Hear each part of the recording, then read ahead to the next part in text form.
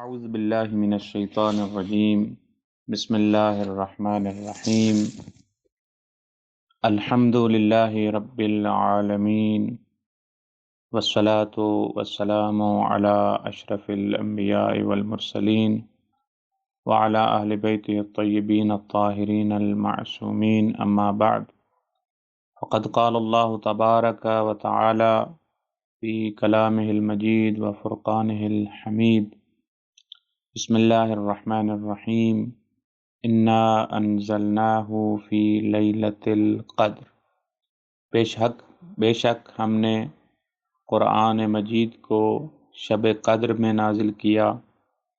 وما ادراک ما لیلۃ القدر، آپ کیا جانیں کہ لیلۃ القدر کیا چیز ہے، یا اس کا بعض لوگوں نے اس طرح بھی ترجمہ کیا ہے کہ کس چیز نے آپ کو لیلۃ القدر سے آگاہ کیا ہے۔ اور اس کے بعد ہے لیلۃ القدر خیر من الف شہر، یہ جو شب قدر ہے یہ 1000 مہینوں سے افضل ہے، بہتر ہے۔ وتنزل الملائکۃ والروح فیہا باذن ربہم من کل امر، ملائکہ اور روح اس رات میں نازل ہوتے ہیں اپنے رب کی اجازت کے ساتھ، اذن کے ساتھ، اور یہ من کل امر، اور ہر امر کو جو ہے وہ لے کر آتے ہیں، امور کو پیش کرتے ہیں، امور کو لے کر آتے ہیں۔ سلام، سلام ہو، سلامتی ہے، ہیا حتی مطلع الفجر، یہاں تک کہ طلوع فجر ہو جائے، طلوع فجر تک سلامتی ہی سلامتی ہے۔ تو اس کے چند چیزیں بیان ہوئی تھیں کہ سورہ قدر کا نام قدر بھی ہے، انا انزلنا بھی ہے، مکہ میں نازل ہوئی ہے، 5 آیات ہیں بغیر بسم اللہ کے، 20 کلمات ہیں، اور نزول کے اعتبار سے 24واں سورہ ہے، لیکن ابھی فعلی ترتیب کے مطابق جو ہے وہ 97 نمبر سورہ ہے۔ اور اس کی فضیلت کے متعلق پیغمبر نے فرمایا کہ جو اس سورہ کو پڑھتا ہے وہ ماہ رمضان کی روزے کا ثواب اور شب قدر کی بیداری کا ثواب حاصل کرتا ہے، لیکن یہ شرط یہ ہے کہ انسان پڑھے، سمجھے اور عمل کرے، تب یہ ثواب حاصل ہوتا ہے۔ اس کے بعد ہم نے لفظ انا کے متعلق عرض کیا کہ انا تاکید ہے، اور پھر انا انزلنا جب کہا کہ ہم نے نازل کیا، تو یہاں ہم سے مراد یہ ہے کہ یعنی قرآن کی عظمت کو ظاہر کرنا ہے، ورنہ قرآن خداوند متعال یہ بھی کہہ سکتا تھا کہ میں نے نازل کیا۔ میں نے کے بجائے جہاں پہ ہم کا کلمہ آتا ہے تو اس کا مطلب یہ ہوتا ہے کہ یعنی اس چیز کو عزت، اس کی عظمت کو ظاہر کرنا ہوتا ہے، یعنی قرآن چونکہ ایک باعظمت کتاب ہے تو اس لیے کہا کہ ہم نے نازل کیا۔ پھر نزول کے اندر بحث تھی، 3 بحثیں تھیں ہماری، ایک یہ تھی کہ یہ نزول دفعی ہے یا تدریجی ہے، اس کے متعلق بات ہوئی تھی۔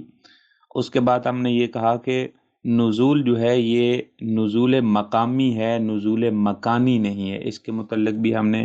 ڈیٹیل سے بات کی تھی کہ یہ ایک مقام سے دوسرے مقام تک پہنچ رہا ہے، یعنی ایک عالی رتبہ سے اللہ تعالیٰ کی طرف سے، اس کے بعد جو ہے جو رتبہ ہے وہ پیغمبر اسلام کا ہے ان کے پاس، اور پیغمبر اسلام چونکہ ہماری نسبت عالی رتبہ ہیں تو پھر اس کے بعد ہمارے تک یہ قرآن پہنچتا ہے۔ تو لہٰذا یہ ایک ترتیب ہے نزول مقامی ہے، نہ مکانی، کے ایک مکان سے دوسرے مکان پہ منتقل نہیں ہوا، ورنہ خداوند متعال چونکہ مکان نہیں رکھتا تو یہ نزول مکانی نہیں کہا جا سکتا۔ دوسرا یہ ایک بحث تھی کہ یہ نزول جو ہے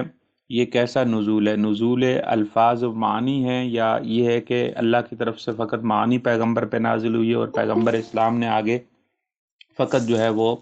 الفاظ اپنی طرف سے لگا کر ساتھ میں معنی جو ہیں وہ پیش کر دیے ہیں۔ تو ہم نے یہ کل عرض کیا تھا کہ الفاظ اور معانی قرآن کے دونوں ہی اللہ تعالیٰ کی طرف سے ہیں، اور پیغمبر اسلام نے فقط پہنچایا ہے ان کو بس ہمارے تک۔ اور یہ بات بھی ذہن میں رہے کہ یہاں پہ ایک فرق بھی بیان ہوا تھا کہ عام حدیث، حدیث قدسی اور قرآن میں فرق یہ ہے، عام حدیث کے جو الفاظ اور معنی ہوتے ہیں وہ پیغمبر کی جانب سے ہوتے ہیں، حدیث قدسی کے جو معانی ہوتے ہیں وہ اللہ تعالیٰ کی طرف سے ہوتے ہیں، لیکن الفاظ پیغمبر کے ہوتے ہیں، اور جو قرآن ہے اس کے الفاظ اور معنی اللہ تعالیٰ کی طرف سے ہیں۔ اس کے بعد ہم نے لفظ لیلہ کے اوپر بحث کی تھی کہ یہاں یہ جو لیلہ کہا جاتا ہے کہ یہ شب قدر ہے، تو ظاہر ہے اب کینیڈا میں، امریکہ میں رات جب ہوتی ہے تو ہمارے یہاں اس وقت دن ہوتا ہے، اور جب ہمارے پاس رات ہوتی ہے تو ان کے پاس دن ہوتا ہے. تو پھر کون سی بالآخر شب قدر ہے؟ امریکہ والی شب قدر ہے یا ہماری والی جو ہے وہ شب قدر ہے؟ تو اس کے متعلق بھی عرض ہوا تھا تو کہ یہ رات اور دن جو ہیں ان کا جو یہ جو رات اور دن وجود میں آتے ہیں، ان کی ظاہر ہے آپ بہتر جانتے ہیں مجھ سے کہ سورج اور جو زمین ہے یہ دونوں ہی ایک دوسرے کے ارد گرد جو ہے وہ چکر لگاتے ہیں. تو ان کا جب وہ ایک چکر مکمل ہوتا ہے تو اس میں جو ہے جہاں جہاں وہ زمین کا حصہ جو ہے وہ سورج کے سامنے رہتا ہے وہاں دن ہوتا ہے، اور جو سامنے نہیں ہوتا وہاں رات ہوتی ہے. تو یہ جب پورا ایک چکر بنتا ہے تو اس پورے چکر میں جو ہے ایک جگہ سے مثلا رات شروع ہوتی ہے، مثلا اس طرف سے شرق کی طرف سے، مشرق کی طرف سے ہماری جانب جو ہے ادھر سے اگر مثلا سعودی عرب سے اگر وہ رات شروع ہوتی ہے تو مثلا اس کا آخر جو ہے وہ امریکہ پہ ہوگی، تو یہ رات پوری ہی شب قدر کہلائے گی. تو ایک طرح سے آپ کہہ سکتے ہیں کہ پورا 24 گھنٹے کے جو ہیں یہ پورے کے پورے جو ہیں وہ شب قدر کہلاتے ہیں. اور حتیٰ ہمارے پاس یہ بھی روایات ہیں جو اس بات کی کہتے ہیں کہ جیسے ہمارے یہاں مثلا اگر رات جو ہے وہ گزر گئی ہے، دن ہو چکا ہے، لیکن ابھی امریکہ میں مثلا رات ہے، تو ہمارے ہاں دن میں بھی یہ کہا گیا ہے کہ یہ دن بھی بہت باعظمت ہے. ہمارے پاس روایات موجود ہیں، یعنی جیسے وہ شب قدر باعظمت ہے ایسے ہی وہ دن بھی باعظمت ہے، اور اس کی وجہ یہی ہے چونکہ اس طرف ابھی شب قدر جو ہے وہ ختم نہیں ہوئی. تو یہ ایک بات ہم نے وضاحت کی تھی کل. اور اس کے بعد ہم نے یہ بھی کہا کہ یہ نزول جو ہے یہ ماہ رمضان میں نازل ہوا ہے چونکہ قرآن کی آیت کہتی ہے. اور پھر یہ بھی ہم نے معلوم کر لیا کہ چونکہ شب قدر جو ہے وہ ادھر قرآن کہتا ہے کہ ماہ رمضان میں ہم نے قرآن کو نازل کیا ہے، ادھر سے یہ کہہ رہا ہے کہ ہم نے سورہ قدر میں کہہ رہا ہے کہ ہم نے لیلۃ القدر میں قرآن نازل کیا. تو ہمیں یہ بھی بات سمجھ آ گئی کہ یہ لیلۃ القدر جو ہے یہ پورے ماہ رمضان کی ایک رات ہے. اور اس کے بعد یہ بھی قرآن نے کہا کہ یہ جو لیلۃ القدر ہے یہ مبارک رات ہے، چونکہ سورہ دخان میں کہا کہ انا انزلناہ فی لیلۃ مبارکہ، کہ ہم نے قرآن کو ایک مبارک رات میں نازل کیا ہے. تو اس سے یہ پتہ چلا کہ لیلۃ القدر ایک مبارک رات ہے، بابرکت رات ہے. پھر یہ سوال تھا کہ بالآخر وہ لیلۃ القدر ہے کون سی؟ 19 کی رات ہے، 21 کی ہے، 23 کی ہے، کون سی رات ہے؟ تو ہمارے پاس جو ہے شب قدر کے حوالے سے روایات مختلف ہیں. کل بھی یہ عرض ہوا تھا کہ بعض روایات یہی کہتی ہیں کہ آپ کسی نے آ کر سوال بھی کیا کہ کون سی رات میں عبادت کی جائے، کون سی شب قدر ہے؟ تو ائمہ نے فرمایا آپ تینوں ہی رات میں عبادت کریں تو کیا حرج ہے. پھر اس میں ساتھ میں یہ بھی فرما دیا کہ یہ تینوں جو ہیں اس میں مرحلے ہیں، مراحل ہیں. 19 کی رات میں یہ ہوتا ہے کہ ایک چیز جو ہے وہ تقدیر ہوتی ہے، یعنی اس کی اندازہ گیری کی جاتی ہے کہ ہمیں کیا کرنا ہے، اس کا ایک ترتیب دی جاتی ہے. پھر اس کے بعد ایک تثبیت کا مرحلہ آتا ہے، وہ 21 کی رات میں ہے، اور اس کے بعد سائن ہوتے ہیں 23 کی رات میں. تو یہ ایک مرحلہ وار ایک ترتیب بھی ہے. تو اس حوالے سے بھی ہمیں حکم ہے کہ تینوں ہی رات میں عبادت کی جائے. اور پھر ہمارے پاس اور بھی روایات ہیں جو یہ کہتی ہیں کہ آپ جو طاق راتیں ہیں، طاق راتوں میں جو ہیں وہ آپ عبادت کریں، اور آخری عشرے کی جو طاق راتیں ہیں. اور بعض روایات یہ کہتی ہیں کہ آپ پورے عشرے میں ہی آخری جو عشرہ ہے اس میں آپ عبادت کریں، ان میں سے کوئی ایک جو ہے وہ شب قدر ہے. تو لہٰذا یہ اس ترتیب سے ہے. لیکن بہرحال اگر کسی کے پاس ٹائم ہے تو وہ 10 راتوں میں ہی اللہ کی عبادت کرے، اچھی بات ہے. اگر نہیں ہے تو طاق راتوں میں کر لے، اگر اس سے بھی کم ہے تو کم از کم 19، 21 اور 23 کی رات میں عبادت کرے. لیکن اس کے باوجود پھر بھی جو ہے، جی وعلیکم السلام رحمۃ اللہ، پھر اس کے بعد ہمارے پاس یہ بھی روایات ہیں کہ جو تاکید کرتی ہیں 23 کی رات کی، کہ آپ زیادہ جو ہے نا وہ تاکید کی گئی روایات میں 23 کی رات کی. لہٰذا بہرحال اگر کسی کے پاس وہ پورا نہ بھی ہو سکے انسان کے پاس، تو کم از کم یہ جو ابھی رات آنے والی ہے کل کی رات، اس سے جو ہے وہ حتماً استفادہ کرنا چاہیے 23 کی رات کو. پوری رات جو ہے وہ جاگ کے عبادت کرنا، یعنی خود یہ جاگنا جو ہے وہ خود ایک عمل ہے. اور اس کے بعد ہم نے قدر کی بات کی تھی کہ قدر کے یہاں 3 معنی ہم نے بیان کیے تھے. ایک معنی ہے تقدیر امور، امور کی تقدیر کرنا، اور دوسرا معنی یہ ہے کہ قدر کا معنی وہ عزت اور شرافت اور عظمت کے معنی میں بھی ہوتا ہے، جو کہ کہا جاتا ہے نا قدر و منزلت. قدر و منزلت یعنی وہی قدر عظمت کے معنی میں ہے، شرافت کے معنی میں ہے. اور اس کے بعد قدر کا معنی ایک تنگی بھی کیا گیا، وہ بھی قرآن کی ایک آیت ہے کہ جس سے ہم نے تنگی والا معنی لیا ہے. تو یہاں آیت میں تینوں معنی جو ہیں وہ مراد لیے جا سکتے ہیں لیلۃ القدر میں. یعنی لیلۃ القدر جو ہے یہ تقدیر امور کی بھی رات ہے، چونکہ ظاہر ہے اس میں امور کی تقدیر ہوتی ہے، شب قدر ہے. اور یہ بھی ہو سکتا ہے کہ یہ باعظمت بھی رات ہے، اس میں کوئی شک نہیں ہے، باعزت اور عظمت رات ہے، اس وجہ سے لیلۃ القدر بھی ہے کہ باعظمت رات ہے۔ اور یہ تنگی کی رات اس لیے ہے چونکہ یہ کل عرض کیا تھا کہ ہمارے پاس روایات ہے کہ ملائکہ اس قدر آسمان سے زمین پہ نازل ہوتے ہیں کہ گویا زمین تنگ ہو جاتی، گویا، یہ گویا کا لفظ جو ہے نا بہت ذہن میں رکھیے گا، کہ ممکن ہے کل آپ پہ کوئی یہ بھی کہہ سکتا ہے کہ بھائی یہ کیسی بات ہے، وہ جو فرشتے ہوتے ہیں وہ تو جو ان کا جو وجود ہوتا ہے نا، ان کا جو جسم ہوتا ہے وہ جسم لطیف ہوتا ہے، وہ والا جسم نہیں ہوتا جیسے ہمارا مادی جسم ہے کہ وہ جو جگہ کو گھیرتا ہے، جب وہ بیٹھتا ہے تو مطلب کہیں پہ بھی کھڑا ہوتا ہے تو وہ جگہ کو گھیرتا ہے، یا باقی جو اجسام جتنے بھی آپ دیکھتے ہیں آپ کے گھر میں جتنی چیزیں بھی آپ کے سامنے پڑی ہیں یہ ساری کی ساری مادی اجسام مٹیریل شمار ہوتی ہیں، تو یہ جگہ گھیرتی ہیں۔ لیکن جو فرشتے ہوتے ہیں وہ جگہ نہیں گھیرتے، جب وہ جگہ گھیرتے ہی نہیں ہیں تو پھر یہ کہنا کہ زمین تنگ پڑ جاتی ہے، یہ کیسی بات ہوئی زمین تنگ ہو؟ تو اس کے لیے وہی گویا کا کلمہ جو ہے نا، یعنی اصل میں بتانا یہ چاہ رہے ہیں کہ یعنی ملائکہ اس قدر زمین پہ نازل ہوتے ہیں، یہ اصل بتانا یہ مقصود ہے۔ تو اس معنی میں وہ جو ہے نا قدر کا معنی تنگی کے معنی میں ہے، یہ تھوڑی دقت اور توجہ رہے اس بات کی طرف، کل یہ بات ہم نے عرض نہیں کی تھی۔ اور اس کے بعد ہم نے یہ کہا کہ سورہ یہ جو لیلۃ القدر ہے یہ کئی اعتبار سے جو ہے وہ اپنے اندر جو ہے سب حتیٰ یہ نزول قرآن سے پہلے بھی یہ رات جو ہے وہ باعزت اور باعظمت رات تھی، اور اس کے متعلق ابھی ہم بات بیان کریں گے۔ بعد والی جو آیت ہے کہ لیلۃ القدر خیر من الف شہر، وما ادراک ما لیلۃ القدر، تو واضح ہے وہ بھی اس کی آیت کی عزت اور عظمت کو ہی ظاہر کر رہی ہے یہ آیت بھی۔ لیکن اس کے بعد یہ آیت جو ہے کہ لیلۃ القدر کے خداوند متعال نے تعارف کروایا کہ یہ لیلۃ القدر جو ہے وہ 1000 مہینوں سے افضل ہے۔ یہاں پہ ہم نے عرض کیا تھا کہ لیلۃ القدر 1000 مہینوں سے افضل ہے، یہاں 1000 مہینہ یہ بھی مراد ہو سکتا ہے کہ واقعاً 1000 ہی مہینہ مراد ہو، اور یہ بھی مراد ہو سکتا ہے کہ نہیں 1000 مہینہ جو ہے نا وہ مراد نہیں ہے، یعنی یہ عدد مقصود نہیں ہے، بلکہ یہ عدد در واقع بتا رہا ہے کہ یعنی بہت زیادہ باعظمت رات ہے، بہت افضل رات ہے، بہت زیادہ عزت اور عظمت والی یہ رات ہے، یہ بتانا مقصود ہے۔ جیسے کہ یہ کہا جاتا ہے نا ہماری زبان میں بھی کہ میں نے 70 دفعہ آپ کو یہ بولا ہے کہ یہ کام کرو، تو یہ 70 دفعہ بولنا مطلب نہیں ہے کہ 70 ہی دفعہ بندے نے یہ بولا ہے، مطلب یہ ہے کہ وہ کہنا یہ ہے بہت دفعہ میں بول چکا ہوں آپ کو۔ تو یہاں پہ بھی یہ لیلۃ القدر جو ہے یہ کہنا مقصود ہے کہ یعنی بہت باعظمت رات ہے، بہت باعظمت، یہ مقصود ہے۔ اور بعض مفسرین نے کہا ہے کہ نہیں الف سے مراد وہی 1000 مہینہ ہی ہے، اگر 1000 مہینہ بھی مراد ہو تو ہم نے کل عرض کیا تھا کہ یہ ایک انسان کی ایج کے برابر ایک رات بنتی ہے، اس کی عزت اور عظمت، بلکہ اس سے بھی بہتر،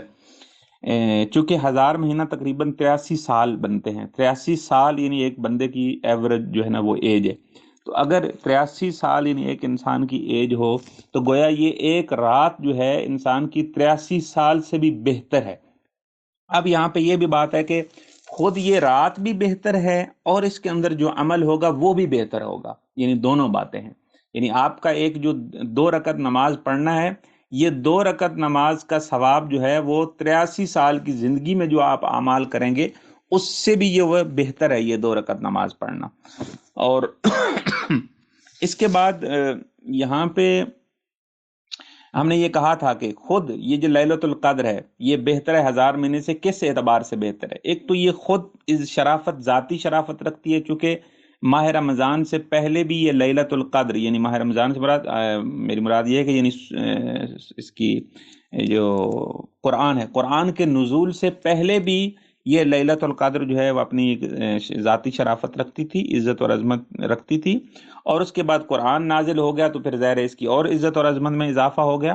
پھر اس رات کے اندر فرشتے بھی نازل ہوتے ہیں جو کہ بعد والی آیت کہہ رہی ہے، تو اس اعتبار سے بھی اس کے اندر وہ عزت اور عظمت میں اضافہ ہو جاتا ہے۔ پھر اس کے اندر سلامتی ہی سلامتی ہے جو کہ سلام ہے آیت کے اندر، اور اس کے بعد پھر ظاہر تقدیر امور بھی ہوتی ہے، اس میں امور کی جو ہے فیصلہ کیا جاتا ہے، ایک انسان کا بجٹ پیش ہوتا ہے، تو اس اعتبار سے بھی یہ رات جو ہے باعظمت ہو جاتی ہے۔ اور اس کے ساتھ ساتھ ہم نے یہ بھی عرض کیا تھا کہ 19 اور 21 کی رات میں چونکہ امیر المومنین کی شہادت کے ساتھ بھی یہ راتیں 2 مل جاتی ہیں، تو اس اعتبار سے بھی ان کی عزت اور عظمت میں اضافہ ہو جاتا ہے۔ تو لہٰذا یہ چند نکات تھے کہ یہ کس طرح جو ہے لیلۃ القدر جو ہے وہ 1000 مہینوں سے افضل ہے۔ اچھا یہاں پہ ایک بات کل میں نے نہیں کی تھی، کل یہاں تک ہم نے تقریباً پڑھا تھا، وہ یہ بات تھی کہ یہاں پہ حتیٰ ہمارے پاس روایات بھی ہیں بعض، کہ بعض لوگوں نے آ کر یہ کہا کہ پہلی امتوں میں، یعنی پیغمبر سے یہ کہا گیا کہ پہلی امتوں میں لوگوں کی ایج معمولاً زیادہ ہوا کرتی تھی، اور جب زیادہ ہوتی تھی تو اس زیادہ ایج میں لوگ مثلا اگر 80 سال ہے، 100 سال ہے، تو اس کے اندر وہ کیا کرتے تھے،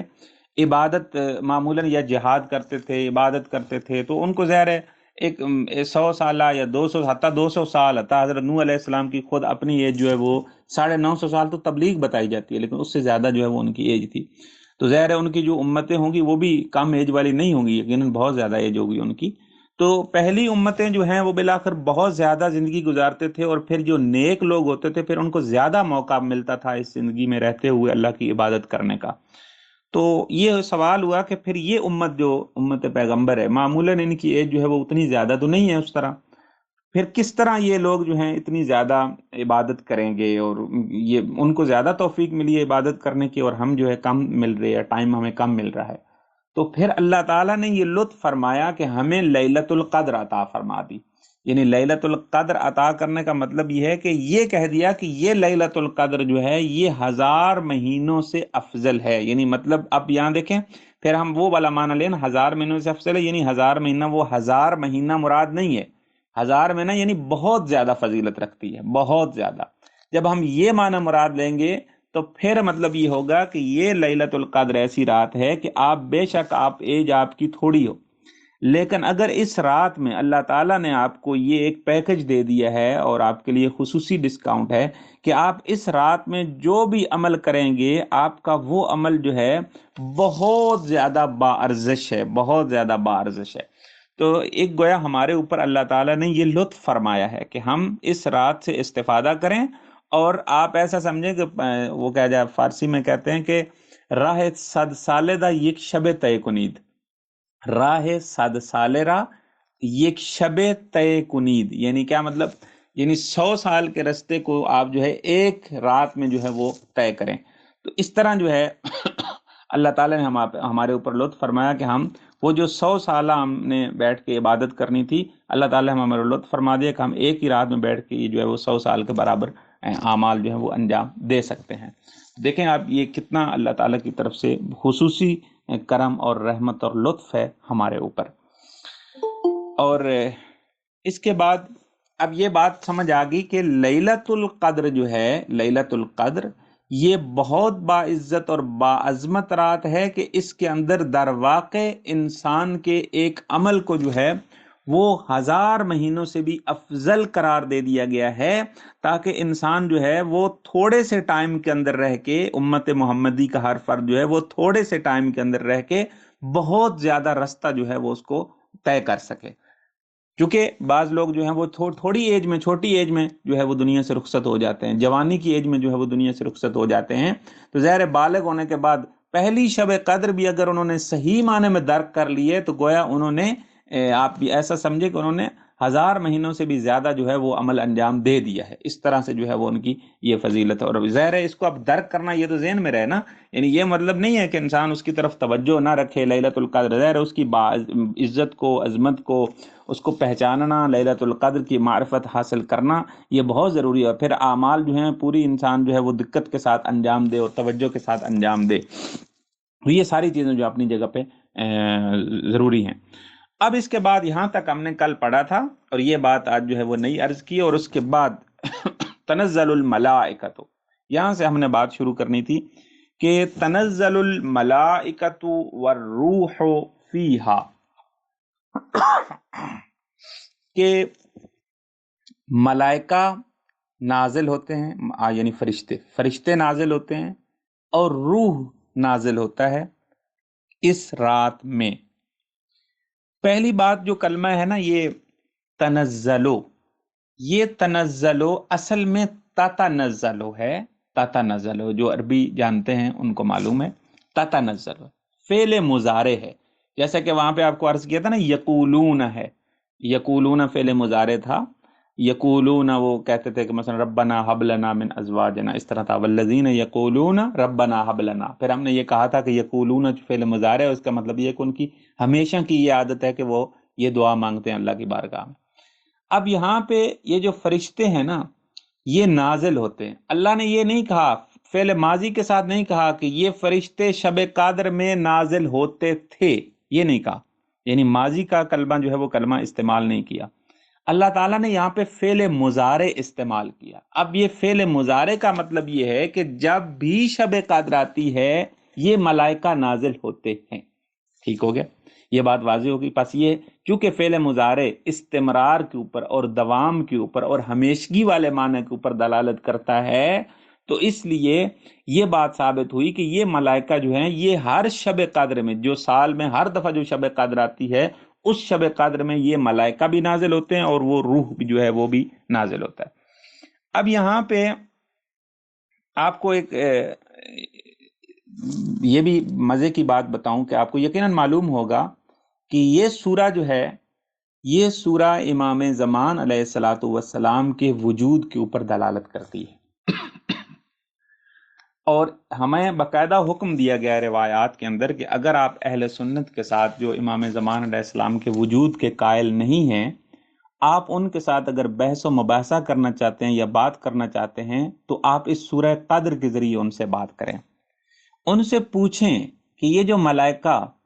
پورے اس میں سال میں نازل ہوتے ہیں، یعنی شب قدر میں، سال کے بعد شب قدر آتی اس میں نازل ہوتے ہیں، تو یہ ملائکہ چونکہ قرآن کہہ رہا ہے کہ ہر شب قدر میں نازل ہوتے، ایسا نہیں کہ جو پیغمبر اسلام کے دور کی شب قدر تھی اس میں نازل ہوتے تھے، ایسا نہیں کہا قرآن نے کہا کہ ہر شب قدر میں۔ جب ہر شب قدر میں یہ ملائکہ نازل ہوتے ہیں تو یہ کہاں نازل ہوتے ہیں؟ یہ سوال ہے ان سے کہ یہ ملائکہ کہاں نازل ہوتے ہیں۔ اسی کے اوپر ہمارے ایک استاد محترم ہیں، انہوں نے ایک واقعہ بھی سنایا تھا۔ وہ کہہ رہے تھے کہ ہم حج پہ گئے ہوئے تھے اور غار حرا کی جب زیارت کے لیے گئے تو وہاں پہ ہم کھڑے تھے، اور یہ ایرانی استاد ہیں ہمارے، وہ بتا رہے تھے کہ خود یہ مفسر قرآن ہیں، انہوں نے تفسیر مہر کے نام سے کتاب لکھی، تفسیر لکھی ہے۔ یہ کہہ رہے ہیں وہاں ہم کھڑے تھے اور ایک وفد آیا اس سے زیرن سوڈان سے، سوڈان سے زیرن بتا رہے تھے کہ سوڈان سے ایک وفد آیا، اور وہ جوان لڑکے تھے اور ان کے ساتھ جو ہے نا ان کا ایک ٹیچر بھی تھا، اور ظاہراً یہ لگ رہا تھا کہ یہ جو لڑکے ہیں یہ کسی کالج یا یونیورسٹی کے ہیں، اور ساتھ میں ایک ٹیچر بھی تھا۔ اور وہ جب انہوں نے زیارت کر لی تو اس کے بعد سب کو کہا کہ ہاں یہاں آپ بیٹھ جائیں، اور ان کو جو ہے نا وہ مختلف چیزیں جو ہے وہ غار حرا کے فضائل اور باقی چیزیں بتانا شروع ہوئی۔ تو اس میں اس نے ایک بات یہ کہی کہ یہ استاد محترم کہہ رہے تھے کہ ہم وہاں پہ کھڑے ہوئے تھے اور یہ باتیں ان کی سن رہے تھے، تو اس نے ایک یہ بات کہی کہ پیغمبر اسلام کے دنیا سے رخصت ہونے سے جو وحی کا سلسلہ ہے وہ رک گیا ہے، لیکن نزول فرشتگان کا جو سلسلہ ہے وہ نہیں رکا۔ بات سمجھ آئیے کہ وحی کا سلسلہ پیغمبر اسلام کی دنیا سے رخصت ہونے کے بعد رک گیا، اب اس کے بعد وحی کسی کے اوپر نازل نہیں ہوگی، وحی والا سلسلہ ختم ہوگا، لیکن فرشتوں کے نازل ہونے کا سلسلہ جو ہے وہ نہیں رکا۔ پھر اس نے یہ والی آیت جو ہے اسی کو اس نے دلیل بنایا، یہ جو سورہ قدر کی آیت، اس نے کہا یہ جو آیت ہے نا تنزل الملائکۃ والروح، یہ کہہ رہی ہے کہ یہ ملائکہ جو ہے یہ چونکہ فعل مضارع ہے، ملائکہ ہر شب قدر میں جو ہے وہ زمین کے اوپر نازل ہوتے ہیں، زمین پہ آتے ہیں۔ تو یہ استاد محترم کہہ رہے تھے، ظاہر وہ اہل سنت تھے، وہ جو سوڈان سے وہ جو وفد آیا ہوا تھا، استاد محترم کہہ رہے تھے کہ ہم نے ان سے کہا، اس ٹیچر سے معذرت کرتے ہوئے کہ ہمیں بھی تھوڑی بات کی اجازت دی جائے، تو ہم نے پوچھا کہ یہ ملائکہ جو زمین پہ نازل ہوتے ہیں کس کے اوپر نازل ہوتے ہیں؟ اس نے کہا زمین کے اوپر نازل ہوتے ہیں۔ تو ان کا زمین کے اوپر مطلب کیا ہے؟ یعنی ان پتھروں پہ نازل ہوتے ہیں، دیواروں پہ نازل ہوتے ہیں؟ آغا صاحب نے پوچھا،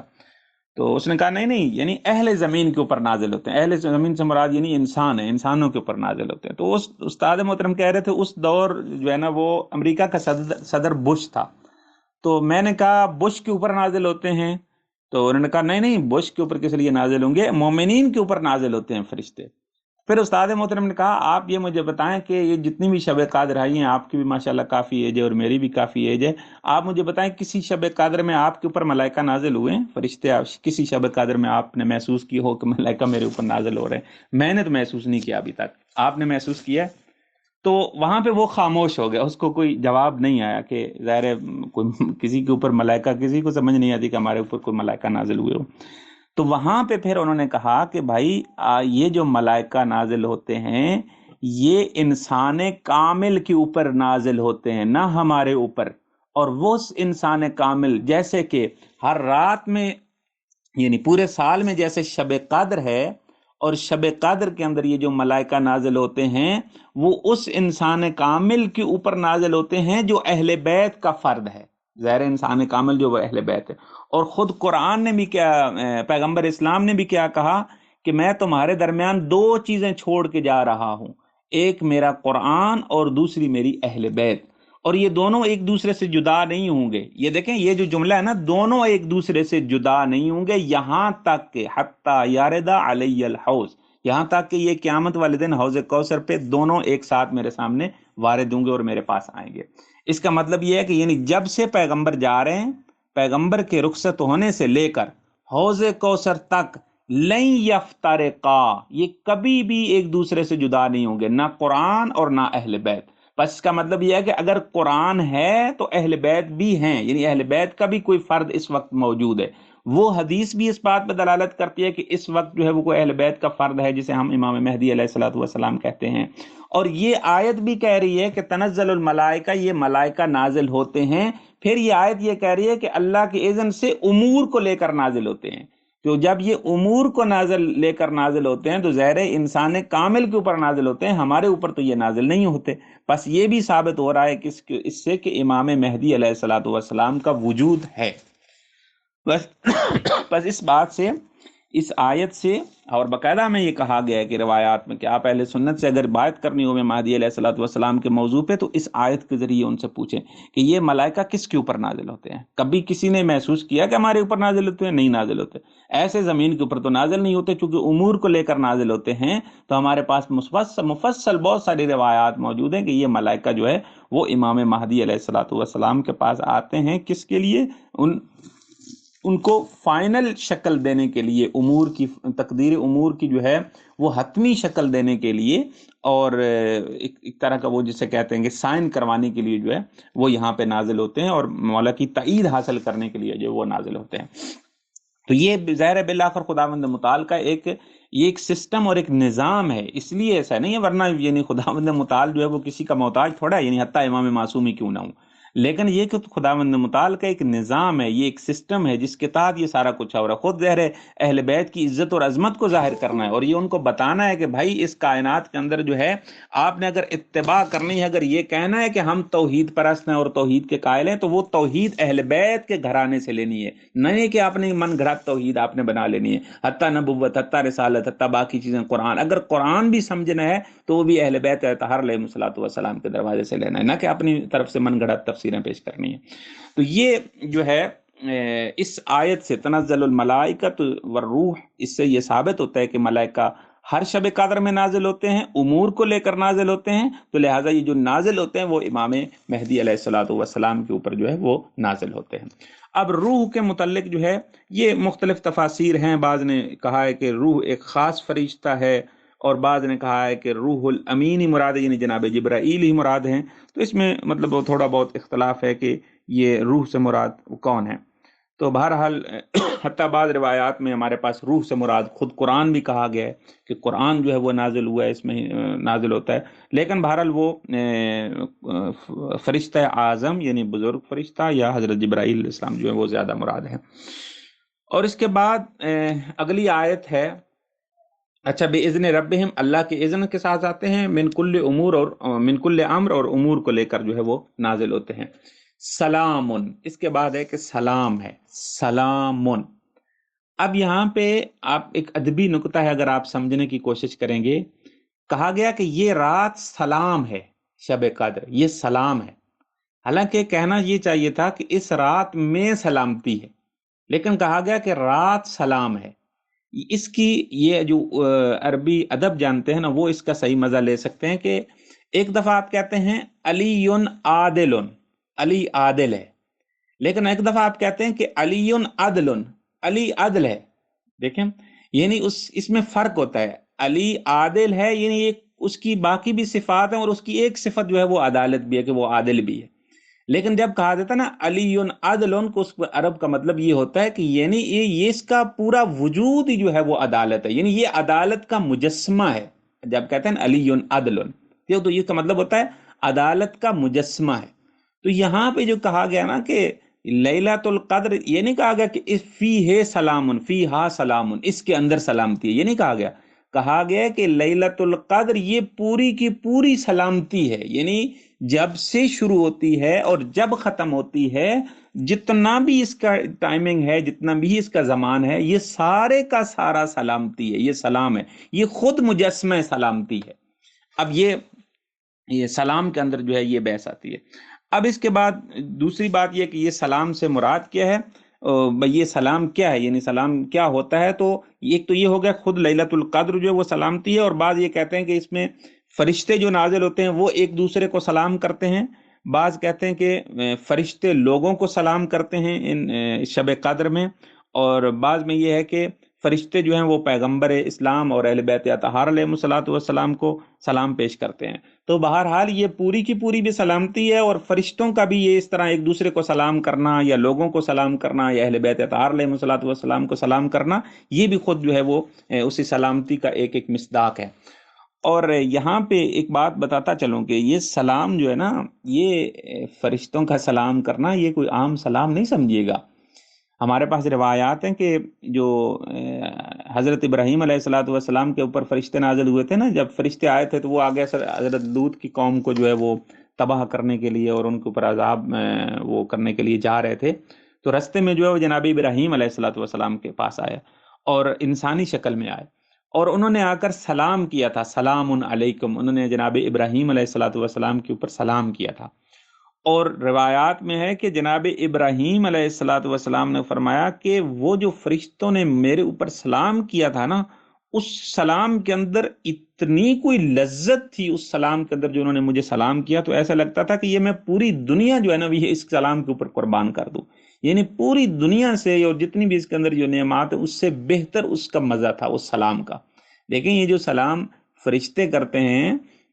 اور خداوند متعال کی طرف سے سلام آتا ہے، یہ ہم لوگوں کا سلام نہیں ہوتا جہاں ہم ایک دوسرے کو ایسے بعض کا بغیر سوچے سمجھے دوسرے کو سلام بول دیتے ہیں. اس سلام میں اور اللہ تعالیٰ کی طرف سے جو سلام آتا ہے اور جو فرشتے سلام کرتے ہیں اس میں بہت فرق ہے. تو لہٰذا اس رات میں حتیٰ فرشتے آپ لوگوں کے اوپر بھی سلام کرتے ہیں. اور اہل دل، یہ آپ بات ذہن میں رکھیے گا، اہل دل جو ہوتے ہیں واقعاً جو معرفت رکھتے ہیں کسی حد تک، وہ ان سلاموں کو بھی محسوس کرتے ہیں، اس سلامتی کو بھی محسوس کرتے ہیں اپنے وجود کے اندر، کیونکہ وہ پاکیزہ طبیعت ہوتے ہیں. تو وہ جو نسیم ہوتی ہے نا اس سلام کی نسیم کو وہ اپنے طیب اور طاہر قوت شامہ کے ذریعے جو ہے وہ اس کو سلام کو محسوس کرتے ہیں. لہٰذا یہ بہت اہم ہے کہ انسان کتنا پاکیزہ ہو کہ وہ اس سلامتی کو محسوس کر سکے شب قدر کے اندر. اور بعض اہل دل کے متعلق اس طرح، یعنی بعض عرفاء کے متعلق یہ نقل ہوا ہے، ہمارے استاد محترم ہی بتا رہے تھے، یہیں پہ ایک شخصیت تھی ان کے متعلق کہ وہ واقعاً محسوس کرتے ہیں شب قدر کی، جو شب قدر ہوتی ہے نا اس کی وہ سلامتی اور اس کی واقعاً وہ جو عزت اور عظمت ہے اس کو محسوس کرتے ہیں اپنے دل و جان سے. بہرحال خداوند متعال ہمیں بھی توفیق دے. ظاہر ہے ہمارے گناہ ان چیزوں سے مانے ہیں. اور ہی حتیٰ مطلع الفجر، پھر یہ سلامتی جو ہے یہ آخر تک ہے. کہاں تک، کب ختم ہوتی ہے اور کب، یعنی شب قدر ختم ہوتی ہے مطلع الفجر، جب طلوع فجر ہو جاتی ہے. تو طلوع فجر تک جو ہے وہ یہ سلامتی اور سلامتی رہتی ہے. یہاں تک جو ہم نے تفسیر پیش کی ہے یہ تفسیر ظاہری تفسیر تھی، اس کو کہتے ہیں تفسیر ظاہری. اب اس کی ایک باطنی تفسیر بھی ہے. وہ باطنی تفسیر کیا ہے؟ وہ باطنی تفسیر امام محمد باقر علیہ السلام اور امام جعفر صادق علیہ السلام سے روایت نقل ہوئی ہے کہ ان فاطمہ سلام اللہ علیہا ہی اللیلۃ القدر. امام محمد باقر اور امام جعفر صادق علیہ السلام فرماتے ہیں کہ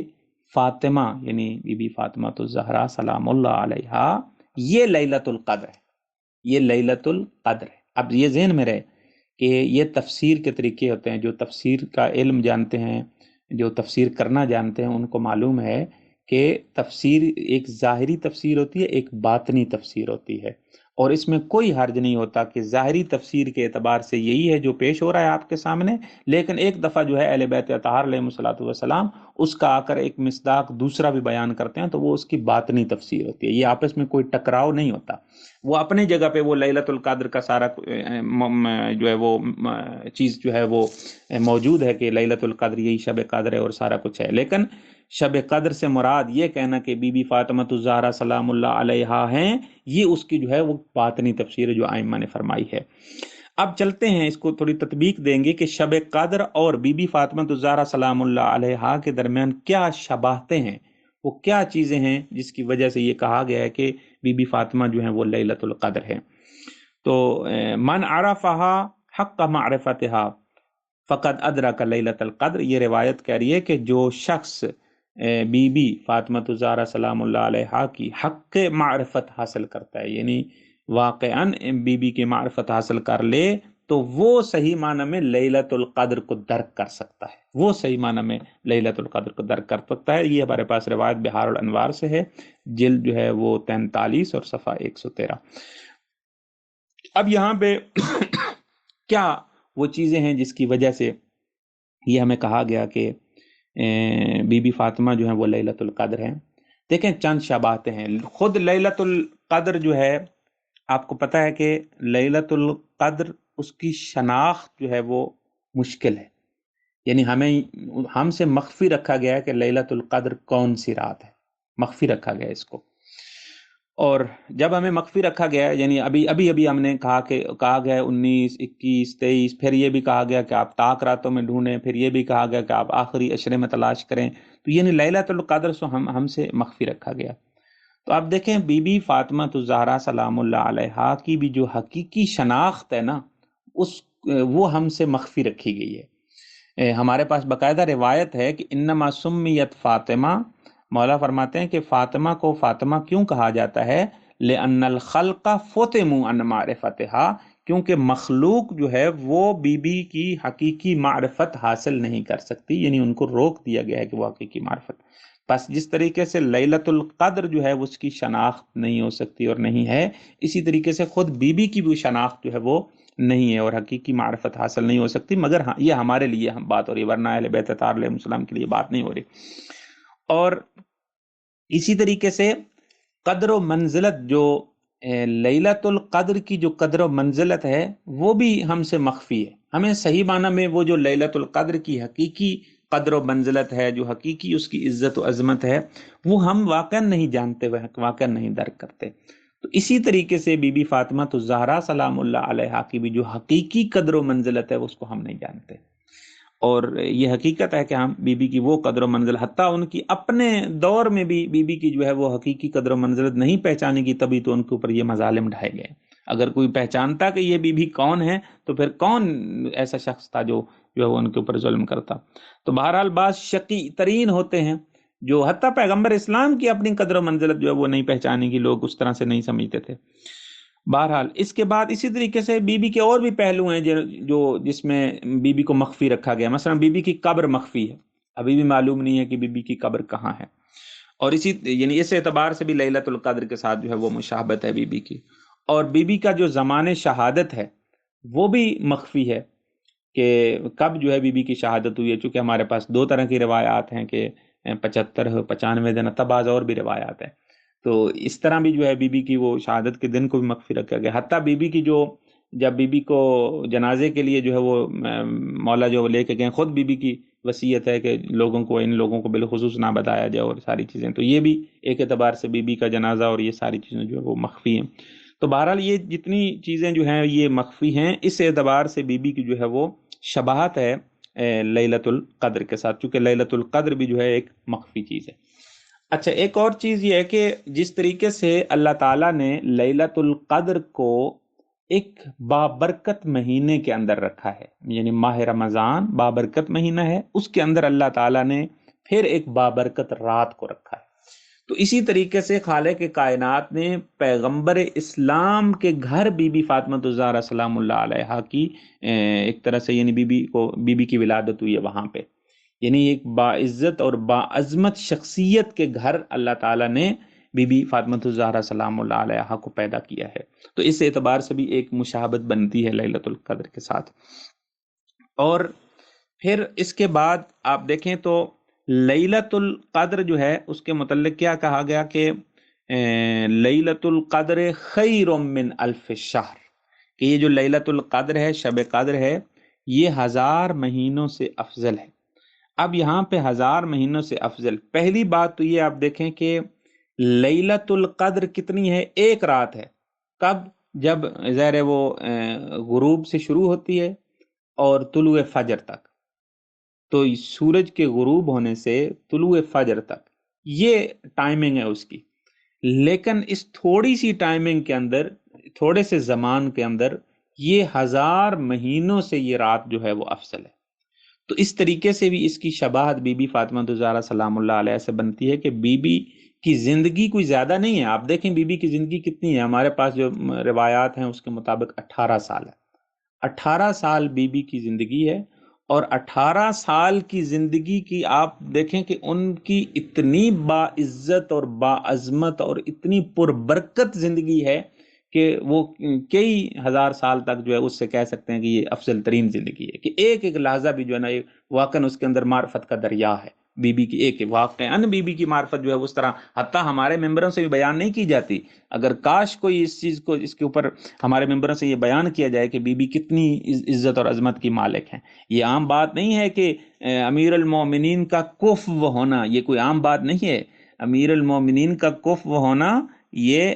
بی بی کو یہ فضیلت حاصل، اور بی بی ہی ان کی کف بن سکتی تھی، یہ کوئی عام بات نہیں۔ امیر المومنین کی عزت اور عظمت کا آپ اندازہ لگا سکتے ہیں؟ واقعاً نہیں لگا سکتے۔ اور ان کو وہ شخصیت جو ان کی کف ہو، اور پھر یہ روایات کے جہاں پہ یہ کہا گیا کہ اگر میں آپ کو خلق نہ کرتا، یعنی اگر میں جو ہے وہ پیغمبر اسلام کو خلق نہ کرتا تو میں جو ہے وہ خلق نہ کرتا، افلاق کو حتیٰ جو وہ خلق نہ کرتا۔ یا یہ کہا گیا کہ اگر میں بی بی فاطمہ الزہرا سلام اللہ علیہا کو خلق نہ کرتا تو امیر المومنین حضرت علی علیہ الصلوۃ والسلام کو بھی خلق نہ کرتا۔ البتہ اس کا قطعاً یہ مطلب نہیں ہے کہ بی بی جو ہے وہ ان دو شخصیات کے اوپر فضیلت رکھتی ہیں، یہ مراد نہیں ہے، مراد کچھ اور ہے۔ لیکن خود بی بی کی ایک عظمت ہے کہ حتیٰ یہ کہا گیا کہ اگر آپ کو خلق نہ کرتے تو کائنات نہ بنائی جاتی، خلق نہ کی جاتی۔ تو یہ بہرحال اب دیکھیں، یعنی ایک رات تھوڑے سے ٹائم کے اندر جو ہے وہ 1000 مہینوں سے افضل ہے۔ تو اسی طریقے سے بی بی کی جو ہے وہ تھوڑی سی زندگی جو ہے، 18 سال کی زندگی جو ہے، وہ انتہائی پر برکت اور انتہائی جو ہے پرمان ہے۔ اور اس کے بعد آپ کو یہ بھی معلوم ہے کہ بی بی جو ہے ان کا ایک لقب کوثر بھی ہے۔ کوثر، یہ جو ہمارے پاس سورہ کوثر بھی ہے، اس کا ایک مصداق بھی ٹھہرایا جاتا ہے کہ انا اعطیناک الکوثر، کہ ہم نے آپ کو کوثر عطا کی ہے، خیر کثیر عطا کی ہے۔ تو جس طریقے سے لیلۃ القدر جو ہے وہ خیر کثیر ہے نا، کیونکہ کہا گیا کہ یہ 1000 مہینوں سے افضل ہے، خیر من الف شہر۔ تو جس طریقے سے لیلۃ القدر خیر ہے، خیر کثیر ہے، اسی طریقے سے بی بی جو ہیں وہ بھی خیر کثیر ہیں، کیونکہ وہ کوثر ہیں۔ اب اس کے بعد ایک لقب بی بی کا ہے مبارکہ، بی بی کا لقب ہے مبارکہ۔ اور ادھر سے آپ کو عرض کیا کہ سورہ دخان میں کیا کہا گیا لیلۃ القدر کے متعلق کہ انا انزلناہ فی لیلۃ مبارکہ، کہ ہم نے نازل کیا قرآن کو مبارک رات میں، مبارکہ۔ تو مبارک جیسے وہ لیلۃ القدر مبارک ہے، اس اعتبار سے بی بی جو ہیں وہ بھی مبارک ہیں، بابرکت ہیں۔ بس اس بابرکت ہونے کے اعتبار سے بھی بی بی کی جو ہے وہ شباہت ہے لیلۃ القدر کے ساتھ۔ اچھا، یہ بات بھی آپ کے ذہن میں رہے کہ بابرکت، یہ لغت میں آ کر جب عربی ڈکشنری کو اٹھائیں گے نا، یہ برکت کا مفہوم یہ ہوتا ہے کہ جو ہمیشہ، وہ فائدہ جو ہمیشہ کے لیے برقرار رہے، برکت اسے کہتے ہیں، وہ فائدہ جو ہمیشہ کے لیے ثابت اور برقرار رہے۔ اب آپ سے سوال کریں گے پھر بی بی کیسے ہمیشہ کے لیے ثابت ہوئی؟ وہ تو دنیا سے رخصت ہو گئیں 18 سال کے بعد۔ تو آپ دیکھیں وہ دنیا سے چلی گئیں، لیکن آگے میں بات بیان، آگے جو ایک اور شباہت ہے وہ بیان کروں گا، تو اس سے آپ کو پتہ چل جائے گا کہ بی بی کی برکت ابھی تک بھی جاری ہے، ابھی تک بھی جاری ہے۔ یقیناً آپ شیعہ لوگ ہیں، آپ کہیں گے بالکل ماننے کے لیے تیار ہیں، لیکن ہم ثابت کریں گے کس طریقے سے بی بی کی برکات جو ہے وہ ابھی تک جاری ہیں، بی بی کا فیض ابھی تک جاری ہے۔ پس مبارک وہ فائدہ، برکت وہ فائدہ تھا جو ہمیشہ کے لیے ثابت ہو۔ تو یہ بھی مبارک ہونا یعنی بی بی مبارک ہے، یعنی بی بی کا ایسا فائدہ ہے، بی بی کے وجود سے ایسا فیض ملا ہے کہ وہ فیض ابھی تک جاری ہے اور ہمیشہ کے لیے جاری رہے گا قیامت تک کے لیے۔ اب یہاں پہ ایک اور بات جو کہنی تھی وہ ہم نے ہاں وہ یہ کہ ہاں خیر کہا گیا کہ لیلۃ القدر خیر من الف شہر، لیلہ قدر جو ہے یہ 1000 مہینوں سے افضل ہے۔ اور بی بی کے متعلق بھی یہ کہا گیا کہ بی بی کیا ہے، یعنی گویا ایسے کہا جا رہا ہے کہ یہ جو لیلۃ القدر ہے جتنی بھی راتیں ہیں تمام راتوں کی سردار رات ہے۔ واضح آپ کے پاس، آپ کی نظر میں واضح ہے کہ جتنی بھی پورے سال میں جو راتیں آتی ہیں لیلۃ القدر کی فضیلت کے برابر کوئی رات بھی نہیں ہے۔ بس یہ لیلۃ القدر کیا ہے، تمام راتوں کے اوپر فضیلت رکھتی ہے۔ جس طریقے سے لیلۃ القدر تمام راتوں کی سردار ہے، اسی طریقے سے بی بی بھی سیدۃ النساء العالمین ہے۔ بی بی جو ہے وہ بھی تمام خواتین کی جو ہے وہ سردار ہے۔ اس اعتبار سے دیکھیں یعنی بی بی کا، چونکہ بی بی کا لقب ہے سیدۃ النساء العالمین، جس طریقے سے آپ کہہ سکتے ہیں کہ یہ جو لیلۃ القدر ہے یہ سیدہ لیالی ہے، سیدہ لیالی ہے، تمام راتوں کی سردار ہے یہ رات۔ تو اسی طریقے سے بی بی جو ہے وہ بھی تمام خواتین جو عالمین کی خواتین ہیں ان کی سردار ہے۔ تو اس اعتبار سے بھی شباہت ہوگی آپس میں۔ اچھا، پھر ایک اور شباہت جو بہت اہم شباہت ہے وہ یہ ہے کہ کہا گیا کہ انا انزلناہ فی لیلۃ القدر، کہ ہم نے قرآن کو نازل کیا شب قدر میں، قرآن کو نازل کیا۔ لیکن آپ یہ ذہن میں رکھیں، یہ جو قرآن نازل ہوا ہے، یہ جو ہمارے ہاتھوں میں ہے، جو ہمارے پاس ہے، پڑھتے ہیں ہم لوگ، تلاوت کرتے ہیں، اس کو کہتے ہیں قرآن صامت، خاموش قرآن۔ خاموش ہے، ظاہر آپ سے بات تھوڑی کرتا ہے، بولتا تو نہیں ہے نا، آپ بولتے ہیں، آپ پڑھتے ہیں اس کو۔ آپ سے یہ تو نہیں کہ جب آپ کچھ کام کر رہے ہوں تو آپ کو کہیں بھائی یہ کیوں کر رہے ہیں، امر کریں، نہیں، اس طرح سے تو نہیں ہوتا، بولنے والے تو نہیں ہے، صامت ہے۔ اب یہ دیکھیں اس ماہ مبارک کے رمضان کے اندر جو شب قدر ہے، شب قدر کے اندر نازل ہوا ہے قرآن صامت، لیکن بی بی کی گود میں کیا آیا ہے؟ قرآن ناطق، قرآن ناطق آیا ہے۔ چونکہ اس کے بعد ظاہر امام حسن ہے، امام حسین علیہ السلام ہے، پھر آگے امام حسین علیہ السلام کی جو اولاد ہے، جو 9 امام ہیں امام علیہ السلام کی نسل سے، یعنی امام مہدی علیہ السلام تک، یہ سارے کے سارے کہاں آئے ہیں، کس جگہ سے ہیں؟ یہ امام بی بی فاطمہ الزہرا سلام اللہ علیہا کی گود میں آمد۔ پس جس طریقے سے شب قدر میں قرآن صامت آیا ہے، شب قدر میں قرآن صامت، صامت صاد الف میم تے، صاد الف میم تے، یہ شب قدر میں قرآن صامت آیا ہے، لیکن بی بی کی گود میں قرآن ناطق آیا۔ آپ نے برعکس لکھا ہے، اس کو ٹھیک کر لیں، شب قدر میں قرآن صامت ہے اور بی بی کی گود میں قرآن ناطق آیا۔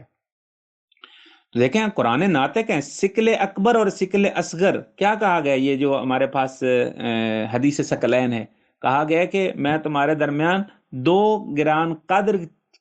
چیزیں چھوڑے جا رہا ہوں، ثقلین، ثقلین یعنی 2 سکل، ایک سکل اکبر ہے اور دوسرا سکل اصغر ہے۔ سکل اکبر قرآن ہے اور سکل اصغر جو ہے وہ ائمہ اطہار علیہ الصلوۃ والسلام اور اہل بیت اطہار علیہ الصلوۃ والسلام ہے، اطرت طیبہ ہے۔ تو پس اگر سکل اکبر جو ہے وہ شب قدر میں نازل ہوا ہے تو سکل اصغر جو ہے وہ بی بی فاطمہ الزہرا سلام اللہ علیہا کی گود میں آئے ہیں۔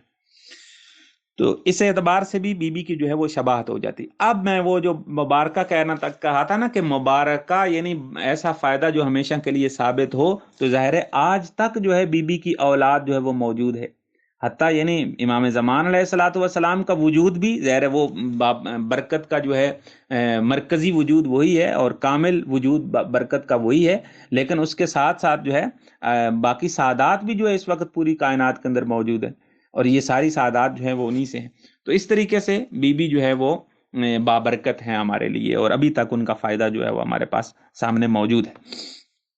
اچھا، اس اعتبار سے یہ بات عرض ہوگی، اور لیلۃ القدر خیر من الف شہر، اور اس کے بعد آیت تھی کہ تنزل الملائکۃ والروح۔ اب یہ کہ ملائکہ نازل ہوتے ہیں اس رات میں، ملائکہ اس رات میں نازل ہوتے ہیں، اور بی بی کا ایک لقب ہے محدثہ، محدثہ یعنی وہ بی بی جس کے ساتھ فرشتے باتیں کرتے ہوں، محدثہ کا یہ معنی ہے، وہ بی بی جس کے ساتھ فرشتے باتیں کرتے ہوں وہ کہتے ہیں محدثہ۔ تو آپ دیکھیں بی بی جس طریقے سے شب قدر میں ملائکہ نازل ہوتے ہیں، ایسے ہی بی بی کے پاس بھی ملائکہ آتے تھے اور ملائکہ بی بی پہ نازل ہوتے تھے اور ملائکہ بی بی سے بات چیت کرتے تھے۔ اس اعتبار سے بھی بی بی کی اور شب قدر کی جو ہے وہ آپس میں مشابہت ہے، اور وہ بھی خود بھی کہا گیا ہے کہ مہبط الوحی، اور اسی طریقے سے مختلف الملائکہ، یہ جو ہمارے پاس یہ جو ہے نا حدیث زیارت جامع کبیرہ ہے، اس کے جو الفاظ ہیں السلام علیکم یا اہل بیت النبوہ، اور اس میں ایک جملہ آتا ہے وہ مختلف الملائکہ، ایسا گھرانہ جس کے اندر ملائکہ کی رفت و آمد رہتی ہے۔ تو یہ اس طرح بی بی کے اوپر جو ہے وہ ملائکہ نازل ہوتے تھے، جس طریقے سے شب قدر میں ملائکہ نازل ہوتے ہیں، تو یہ بھی ایک شباہت بنتی ہے بی بی کے ساتھ۔ اچھا، اس طریقے سے جو امور ظاہر ہے وہ امور لے کر نازل ہوتے ہیں فرشتے، اور ان امور کا جو ہے لوگوں سے مربوط ہوتے ہیں، اور اس کے اندر جو ہے وہ ساری چیزیں غیب کی ساری امور لکھے ہوئے ہوتے ہیں، ایک ایک انسان کا جو پورے سال کا بجٹ ہوتا ہے کہ اس نے کیا کرنا ہے، کیسے ہونا ہے، ساری چیزیں جو اس کے اندر وہ امور لکھے ہوئے ہوتے ہیں۔ تو بی بی کے پاس بھی ایک مصحف فاطمی تھا، جو اب وہ ائمہ اطہار علیہ الصلوۃ والسلام اور اس وقت بالخصوص امام زمان علیہ الصلوۃ والسلام کے پاس وہ موجود ہے، جس کے اندر تمام امور قیامت والے جتنے بھی امور پیش آئیں گے، جو بھی ہوں گا، وہ سارے کے سارے اس مصحف فاطمہ کے اندر لکھے ہوئے تھے۔ تو اس اعتبار سے بھی ایک جو ہے وہ شباہت بنتی ہے۔ سلام ہی حتی مطلع الفجر، آپ دیکھ رہے ہیں کہ سلامتی ہی سلامتی ہے، کہا کہ وہ سلامتی، اب دیکھیں بی بی کا وجود سلامتی ہے، اس میں کوئی شک والی بات نہیں ہے، جس طریقے سے لیلۃ القدر سلامتی ہے، بی بی کا وجود وہ سلامتی ہے، اتنی سلامتی ہے، اتنا پرسکون اور وجود ہے کہ خود پیغمبر اسلام فرماتے ہیں کہ جب میں باہر سے تھکا ہوا آتا ہوں، پریشان آتا ہوں، لوگ جو ہے نا پتہ نہیں کیا کیا مجھ سے کرتے ہیں، یعنی ظلم میرے اوپر ڈھاتے ہیں، لیکن جب میں گھر آتا ہوں تو فاطمہ کو دیکھ کر میں خوش ہو جاتا ہوں، اور فاطمہ کو کہا گیا کہ یہ ام ابیہا ہے، اپنے باپ کی بھی ماں ہے، یعنی اس طرح خیال رکھتی ہے جیسے ماں خیال رکھتی ہے۔